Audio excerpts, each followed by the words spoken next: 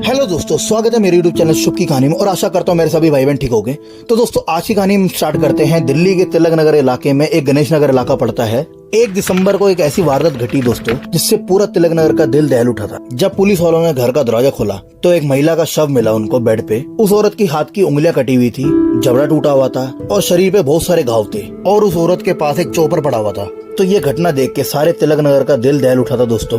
तो आओ दोस्तों हम कहानी स्टार्ट करते हैं शुरुआत से। एक महिला थी जिसका नाम था रेखा और एक आदमी था जिसका नाम था मनप्रीत। ये दोनों 2015 में एक दूसरे को मिले और इनको प्यार हो गया और ये दोनों लिविंग रिलेशनशिप में रहने लग गए थे तिलक नगर के उसी घर में। और दोस्तों मनप्रीत पहले से ही शादीशुदा था। मनप्रीत की पहले वाली बीवी से 2 बच्चे थे और रेखा भी एक डाइवोर्सी थी। रेखा की 16 साल की एक बेटी थी और मनप्रीत, रेखा की बेटी, ये तीनों ये गणेश नगर के A65 मकान का एड्रेस था। इसी मकान में लिविंग में रहते थे ये। रेखा की उम्र 36 साल के करीब थी। तो दोस्तों इस कपल के आपसी लड़ाई झगड़े का कारण एक ही था। मनप्रीत की पहले वाली बीवी जो पश्चिम विहार में रहती थी, मनप्रीत अक्सर अपनी पुरानी बीवी से मिलने जाता रहता था और इसलिए रेखा और मनप्रीत में आपसी लड़ाई झगड़े होते रहते थे। और कई बार मनप्रीत की पुरानी बीवी रेखा के घर के बाहर आके लड़ाई झगड़े करती थी और इसी कारण रेखा को असुरक्षित फील होता था।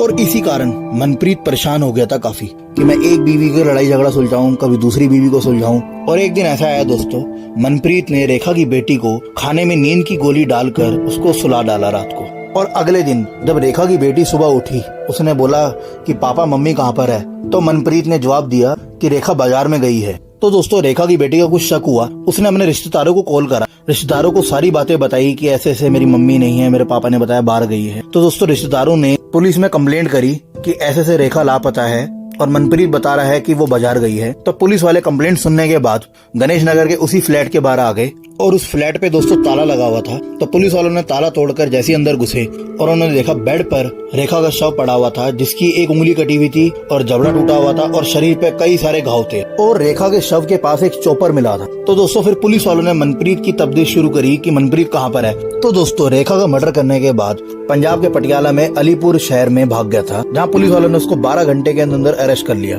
तो दोस्तों आपको पता है इन दिनों में श्रद्धा हत्याकांड का भी काफी नाम सुर्खियों में आ रहा है। तो दोस्तों पुलिस वालों को लगा ये घटना जो इसने करी है कि श्रद्धा हत्याकांड देखकर कुछ ना कुछ इसने ये प्लान रचा।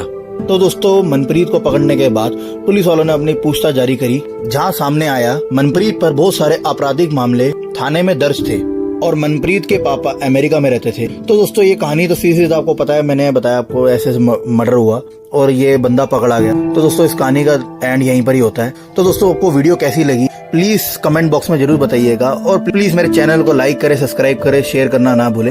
तब तक के लिए सावधान रहे, सतर्क रहे दोस्तों।